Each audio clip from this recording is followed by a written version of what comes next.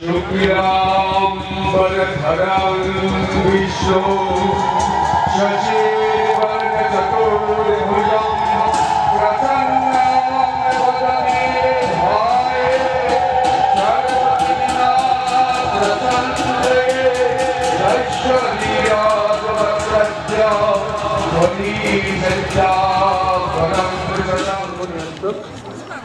সৰ্বশক্তিমান পুৰুষ আমি আদিতে সেই আদিপুৰুষ পৰম ব্ৰহ্ম শ্ৰী গোবিন্দৰ চৰণত এটি শ্লোকেৰে সৈতে প্ৰণিপাত জনাইছোঁ।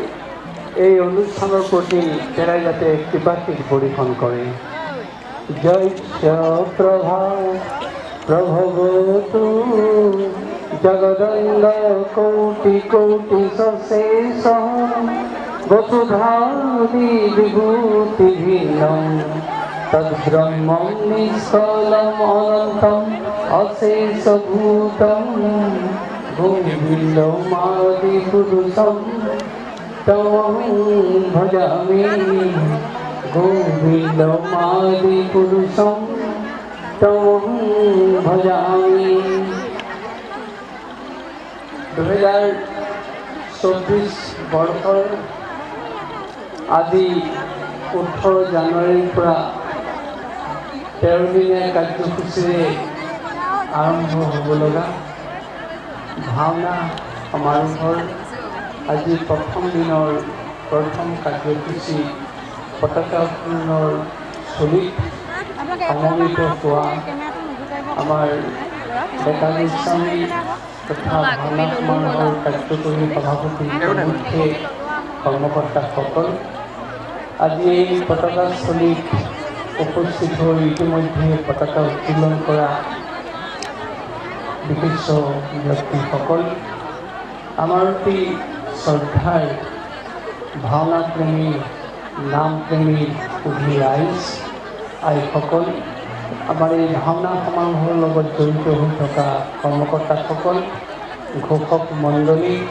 সাংবাদিক বন্ধুসকল, আমি সকলোলৈকে আমাৰ ভক্তিভাৰত শ্ৰদ্ধা আমি আগবঢ়াইছোঁ, আপোনালোকলৈ প্ৰণিপাত আগবঢ়াইছোঁ। 2006 চনৰ পৰা দুবছৰৰ মূৰে মূৰে এই আউনীআটী সত্ৰৰ প্ৰাংগণত মণিকাঞ্চন ৰংগক্ষেত্ৰত মাজুলী ৰাইজৰ উদ্যোগত অসমবাসী তথা ভাওনা প্ৰেমী ৰাইজৰ সহযোগত যি ভাওনা সমাৰোহ অনুষ্ঠিত হৈ আহিছে, এইবাৰ আমি 10ম বৰ্ষত উপনীত হৈছোঁ আৰু আজি দিনটোৰ পৰা আমি ভাওনা সমাৰোহৰ কাৰ্যসূচী আৰম্ভ কৰি লৈছোঁ। আপোনালোক সকলোৱে জানে মহাপুৰুষ শ্ৰীমন্ত শংকৰদেৱ গুৰুজনাই আমাক যি ভাওনা দি থৈ গ'ল, দৰাচলতে ভাওনা আমাৰ অসমৰ জনতাৰ বাবে নৈতিক, আধ্যাত্মিক, সামাজিক আৰু সাংস্কৃতিক জীৱনৰ ই মূল সুঁত।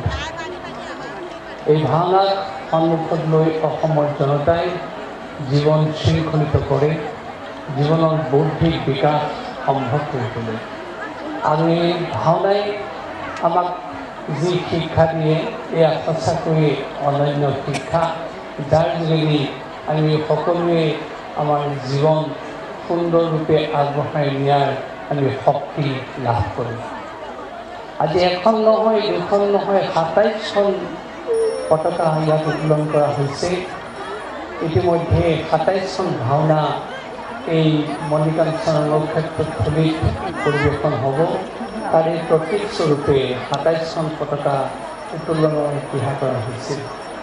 কিন্তু এই উৰি থকা বগা বস্ত্ৰ তথা পতাকাখিনিয়ে আমাক কেৱল কাপোৰৰ ৰংটোৰ কথাই কোৱা নাই, এই বগা পতাকাখিনিয়ে আমাক কৈছে ভাওনাৰ আধ্যাত্মিকতাৰ কথা। এই বগা পতাকাখিনিয়ে আমাক কৈছে ভাওনাৰ সম্প্ৰীতিৰ কথা। এই বগা পতাকাখিনিয়ে কৈছে আমাৰ সমাজ জীৱনৰ যিটো বান্ধোন তাৰ কথা। এই পতাকাই কৈছে আমাৰ সম্প্ৰীতিৰ কথা।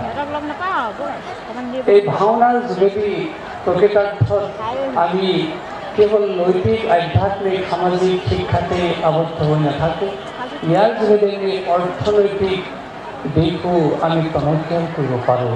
তাৰ উদাহৰণ মুখাৰ চৰ্চা, তাৰ উদাহৰণ ভাওনাৰ ৰঙৰ চৰ্চা, তাৰ উদাহৰণ ভাওনাৰ সাজ পোছাকৰ চৰ্চা। আৰু সেই শিল্পকৰ্মত ব্ৰতী হৈ শিল্পীসকলে নিজৰ স্বাৱলম্বী অৱস্থা প্ৰকাশ কৰিব পাৰে আৰু এটা এটা পৰিয়াল পৰিচালনা কৰিব পাৰে। আৰু আপোনালোকে জানে যিখিনি সময়ত ভাওনা কৰিবৰ কাৰণে গাঁৱৰ লোকসকলক কাবু বোকালি কৰিব লগা হৈছিল, কিন্তু আজি ভাওনা প্ৰতিযোগিতা আৰু ভাওনা সমাৰোহ অনুষ্ঠিত হোৱাৰ পিছত আজি কাবু কোকালি কৰাৰ পৰিৱৰ্তে সকলোৱে আহি ইয়াত মুক্ত মনেৰে ভাওনাত অংশগ্ৰহণ কৰিছে। অৰ্থাৎ অভিযন্তাই আহি ভাও লৈছে, ডাক্তৰে আহি ভাও লৈছে, উকিলে আহি ভাও লৈছে। এয়াই হৈছে ভাওনাৰ সমন্বয়ৰ বাৰ্তা। আৰু মহাপুৰুষজনাই সেই কথাকেই কৈছিল, য'ত লোকৰঞ্জন আছে, য'ত লোকৰ স্থিতি আছে, য'ত লোক সংগ্ৰহ আছে, সেয়াই হৈছে ভাওনাৰ মূল উদ্দেশ্য। ইতিমধ্যে আমাৰ মণিকাঞ্চন ৰংক্ষেত্ৰ থলীত যি ভাওনা সমাৰোহ অনুষ্ঠিত হৈ আহিছে, এই ভাওনা সমাৰোহে তাকেই পৰিচয় প্ৰদান কৰিছে, য'ত হাজাৰ হাজাৰ মানুহে একেলগে একত্ৰিত হৈ ভাওনা দৰ্শন কৰে। গতিকে ভাওনাৰ কিমান মাহাত্ম্য আছে আপোনালোকে নিশ্চয় অনুভৱ কৰিছে। আৰু আজি আৰু এটা ডাঙৰ প্ৰতিচ্ছবি আপোনালোকে দেখা পাব, য'ত আমি অনুমান কৰাৰ মতে 15,000 আয়ে একেলগে ইয়াত আজি দিহানাম গাই ভাওনা সমাৰোহ উদ্বোধন কৰিব। ইয়াতকৈ আৰু সমন্বয়ৰ বাৰ্তা আমি বিচাৰি পোৱা নাই। সেয়া আমি আশা কৰিছোঁ এইবাৰ যি 13 দিনীয়া কাৰ্যসূচীৰে 27খন ভাওনা ইয়াত প্ৰদৰ্শিত হ'ব, বিভিন্ন কাৰ্যসূচী অনুষ্ঠিত হ'ব। এয়া গোবিন্দ মহাপ্ৰভুৰ কৃপাত আপোনালোকৰ আশীৰ্বাদত সুচাৰুৰূপে সুসম্পাদিত হ'ব। আপোনালোকৰ পুনৰ আশীষ কামনা কৰি, আপোনালোকৰ পুনৰ সম্পূৰ্ণ সহায় সহযোগ আমি আশা কৰি আপোনালোকলৈ পুনৰবাৰ শ্ৰদ্ধা আগবঢ়াই আমাৰ এই কথাখিনি ইমানতে সামৰণি মাৰিছোঁ। আৰু এইখিনি কথাৰে আজি পতাকা উত্তোলন কাৰ্যসূচীৰে এই ভাওনা সমাৰোহৰ শুভাৰম্ভ কৰা হৈছে বুলি আমি ঘোষণা কৰিছোঁ। নমস্কাৰ।